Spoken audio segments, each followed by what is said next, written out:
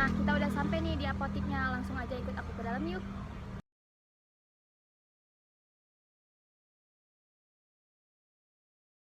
Untuk obat yang sering habis di apotik ini apa ya, Teh?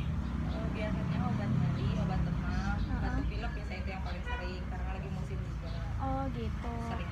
Kalau suplai obat kita ada di pusat ya, kita terpusat kalau mau suplai obatnya itu biasanya per minggu. Jadi untuk suplai dari pusat itu kita dapatnya 1 minggu sekali. Kalau di luar pusat itu biasanya kita per habis barang aja. Nah, habis ini aku dan Lydia mau tanya ke teman aku yang paham tentang stok. Nah, aku udah buat janjian dingin sama teman-teman aku untuk nanyain tentang persediaan stoknya. Halo Mahar, halo Rahma. Aku mau kenalin teman aku. Ini namanya Lydia. Halo, salam kenal. Aku Libya.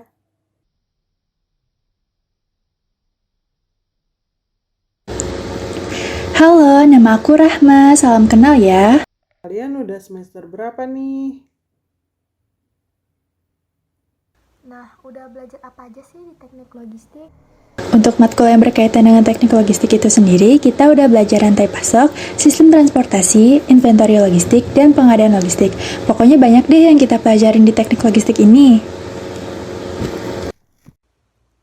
Wah, keren-keren ya. Nah, jadi gini, aku mau tanya. Tadi tuh aku beli obat di apotik. Nah, setelah aku beli obat, aku tuh nanya ke petugas apotekernya. Aku nanya tentang obat yang sering habis di apotik tersebut. Nah, katanya itu obat yang sering habis itu obat demam dan flu, karena itu lagi musim banget kan untuk di cuaca yang sekarang seperti ini, yang mendung ataupun panas. Nah, jadi aku tuh pengen tahu tentang persediaan, kenapa bisa sampai habis, kenapa nggak ada stoknya gitu. Nah, jadi di logistik itu ada yang namanya demand forecasting. Demand forecasting itu memperkirakan penjualan dan penggunaan produk sehingga produk-produk itu dapat dibuat dalam kuantitas yang tepat. Tujuannya tuh buat meminimalisir kemungkinan kehabisan persediaan atau stock out. Di dalam demand forecast itu ada 4 jenis demand. Ada erratic demand, lumpy demand, slow moving demand, dan intermittent demand. Dari yang kamu sampaikan ke aku, itu masuknya ke erratic demand. Erratic demand itu adalah permintaan yang selalu ada di setiap periode dengan besar permintaan setiap periodenya tidak sama dan cenderung fluktuatif. Karena produknya cenderung fluktuatif, makanya kita harus melakukan forecasting atau peramalan yang memiliki beberapa tahapan. Yang pertama, plot data. Plotting data ini harus dilakukan sebelum melakukan metode peramalan untuk menentukan pola data yang terjadi. Yang kedua, memilih alternatif metode yang sesuai dengan pola data historis. Asumsinya, pola akan berulang pada periode yang akan datang. Lalu yang ketiga, melakukan uji verifikasi di mana prosesnya itu menghitung error dari metode-metode yang digunakan. Lalu yang keempat, memilih metode terbaik. Maksudnya yaitu memilih 2 metode yang memiliki error terkecil.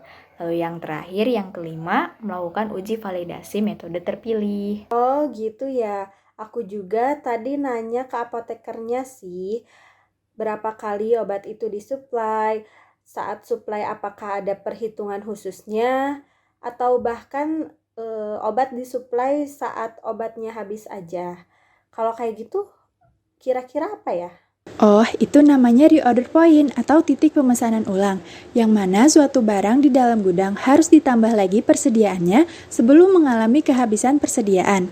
Untuk menghitung reorder point, ada 2 hal nih yang harus kita ketahui, yaitu lead time dan safety stock.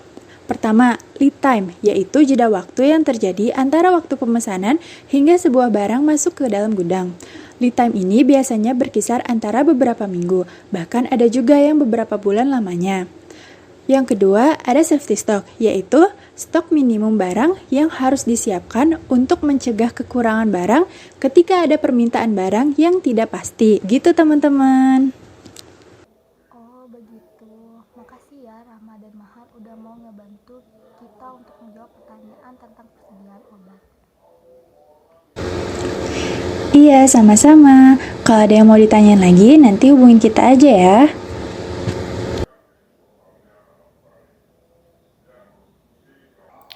Okay, see you.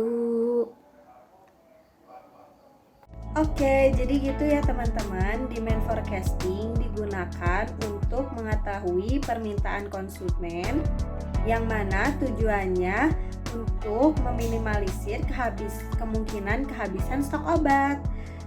Selain itu, adanya safety stock sebagai persediaan ekstra dan mencegah kehabisan stok atau jika terjadi masalah pada reorder point.